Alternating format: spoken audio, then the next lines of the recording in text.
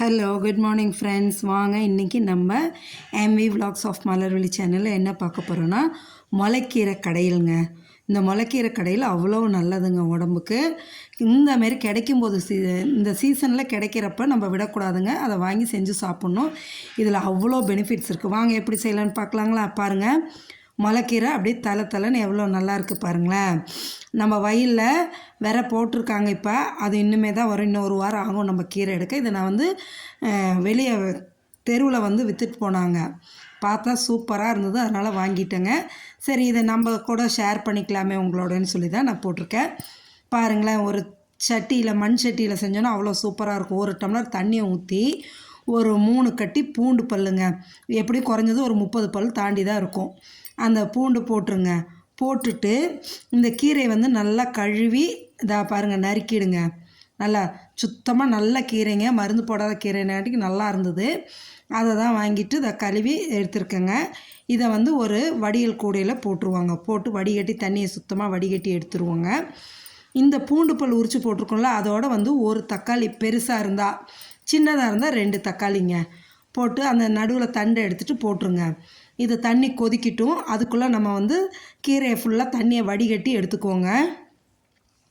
அவ்வளோ சூப்பராக இருக்குங்க. இந்த முளைக்கீரை கடையில் எடுத்திங்கன்னா ரொம்ப சிம்பிளுங்க, ஈஸியாக சீக்கிரமாக செஞ்சிடலாம். ஆனால் சத்துக்கள் ரொம்ப அதிகங்க. குழந்தைங்களுக்கு ரெகுலராக கொடுக்கலாம் நீங்கள், அவ்வளோ நல்லது. பாருங்கள், இப்போ தண்ணியை ஃபுல்லாக வடித்தாச்சுங்களா? இப்போ என்ன பண்ணால் தண்ணியை வடித்த கீரையை எடுத்துக்கிட்டு தண்ணி நம்ம பூண்டு தக்காளி எல்லாம் போட்டு தண்ணி வச்சுருக்கோம்ல, அது கொதிக்க ஆரம்பிச்சிருச்சுங்க. அதில் இந்த கீரையை எடுத்து போட்டுடலாங்க. அப்படியே தண்ணி இல்லாமல் இந்த கீரை எடுத்து போட்டுடலாம்.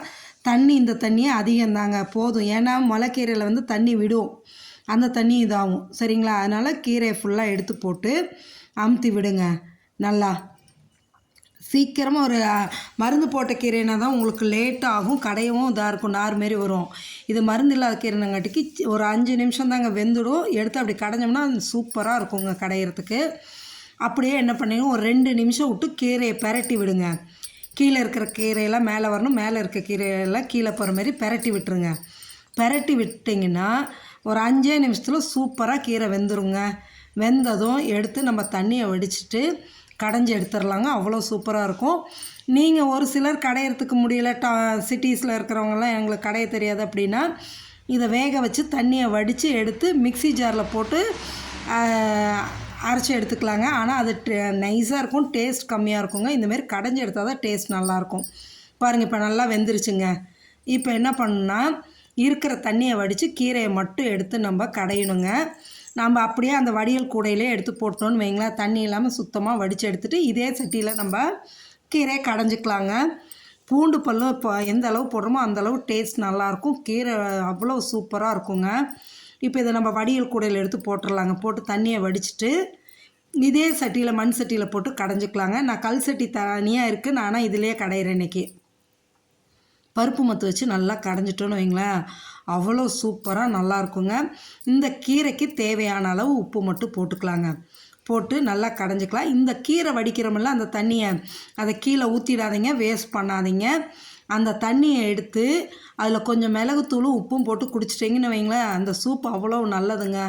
ஏன்னா இந்த கீரையோட சத்தெல்லாம் அதில் இருக்குது. அதனால் மிளகுத்தூளும் உப்பு போட்டு குடிச்சிடலாங்க. இந்த உப்பு இப்போ கீரைக்கு பாருங்கள் கடைஞ்சிட்டேன். இந்த உப்பை போட்டு திரும்பவும் நல்லா கடைஞ்சிட்டோன்னு வைங்களேன், சூப்பராக இருக்கும். இந்த கீரை கடைஞ்சி சாப்பிடும்போது அவ்வளோ டேஸ்ட்டாக இருக்குங்க. மிக்சியில் போடுறத விட கடையிறது தான் டேஸ்ட்டே. இப்போ இதுக்கு ஒரு தாளிப்பு கொடுத்துர்லாங்க. வானலை வச்சு ஒரு 2 ஸ்பூன் எண்ணெய் ஊற்றி ஒரு 4-5 காஞ்ச மிளகாங்க, முதல்ல மிளகாயை போட்டு நல்லா கருக வறுத்துக்கலாங்க. ஒரு கொத்து கருவேப்பிலை போட்டு கொஞ்சோண்டு கடுகு போட்டு தாளிச்சிக்கலாங்க. நான் வெங்காயம் போட மாட்டேன் கீரை கடையிலுக்கு. நீங்கள் போடுறதுனால சின்ன வெங்காயம் நறுக்கி போட்டுக்கோங்க, நல்லாயிருக்கும். பெரிய வெங்காயம் வேண்டாம், அது டேஸ்ட் இருக்காது. சின்ன வெங்காயம் நறுக்கி போட்டு தாளிக்கலாம். நான் என்றைக்குமே கீரை கடையிலுக்கு வெங்காயம் போட மாட்டேன். நீங்கள் வேணால் சின்ன வெங்காயம் நறுக்கி போட்டுக்கோங்க. இந்த மிளகாய் நல்லா கருக வறுத்து போட்டோம்னா அந்த கீரையில் பிசைஞ்சு சாப்பிடும்போது அந்த மிளகாயோடு சாப்பிட்லாங்க. மிளகாயோடு சாப்பிடும்போது அவ்வளோ டேஸ்ட்டாக இருக்குங்க. இப்போ இதை வறுத்து எடுத்து அந்த கீரையில் கொட்டிடலாங்க. அவ்வளோதான், சூப்பரான முளைக்கீரை கடையில் ரெடி ஆகிடுச்சுங்க. இந்த முளைக்கீரை கடையிலுக்கு எவ்வளோ சாதம் சாப்பிட்றோன்னே தெரியாதுங்க, அவ்வளோ சாப்பிட்லாம். சுட சுட சாப்பிட்டோம்னு வைங்களேன், வயிறு நிறைய தெரியாமல் நம்ம சாப்பிடுவோம். இதில் சத்துக்கள் பார்த்திங்கன்னா நிறையா இருக்குது. தாது சத்து இருக்குதுங்க, விட்டமின்ஸ் இருக்குது, மினரல்ஸ் இருக்குது. முக்கியமாக இரும்பு சத்து இதில் அதிகமாக இருக்குதுங்க. அதோடு பார்த்திங்கன்னா ரத்தத்தை வந்து சுத்தப்படுத்தக்கூடிய சத்துக்கள் எல்லாம் இதில் இருக்குதுங்க. ரத்த ஓட்டத்தை வந்து நம்மளுக்கு சுத்தப்படுத்தி கொடுக்குங்க.